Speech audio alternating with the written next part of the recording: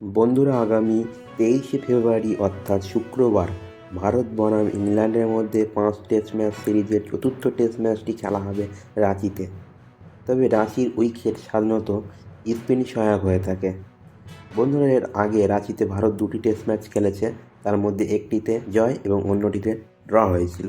টানা 2টি test match জিতে ভারতীয় দলের আত্মবিশ্বাস এখন তুঙ্গে।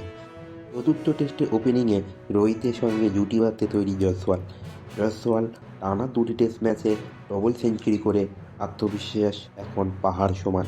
দিকে সারফরাজ খান তার অভিষেক ম্যাচে নিজের জাত চিনিয়ে দিয়েছেন এবং সবার মনে জায়গা করে নিয়েছেন। যার সঙ্গে থাকছে তার রবীন্দ্র জাদেজা, যিনি বলে ব্যাটে দুটোতেই সমান পারদর্শিতা দেখাচ্ছেন। বন্ধুরা, চতুর্থ টেস্টে জয়লাভ করে ভারত চাইবে সিরিজটা পকেটে নিতে। অন্যদিকে ইংল্যান্ডও চাইবে তারা সিরিজে সমতা ফেরাতে।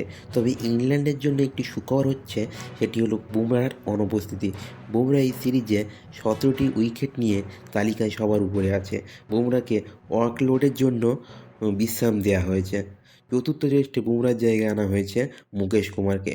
সম্প্রতি রঞ্জি ম্যাচে মুকেশ কুমার বাংলার হয়ে 32 রান দিয়ে 6টি উইকেট নিয়ে বিহারকে ইনিংস ও 204 রানে হারাতে সাহায্য করেছে। তবে মুকেশ কুমার ফাইনাল একাদশের জায়গা পায় কিনা সেটা এখন দেখার। চতুর্থ টেস্টের যে স্কোয়াড ঘোষণা করা হয়েছে সেটি হলো রোহিত শর্মা, যশস্বী জয়সওয়াল, শুভমান গিল, রজত পাতিদার, সরফরাজ খান, ধ্রুব জুরেল, কে.এস. ভারত, দেবদূত পাডিক্কাল, আর অশ্বিন, রবীন্দ্র জাদেজা, অক্ষর পটেল, ওয়াশিংটন সুন্দর, কুলদীপ যাদব, এম.ডি. সিরাজ, মুকেশ কুমার, আকাশদীপ।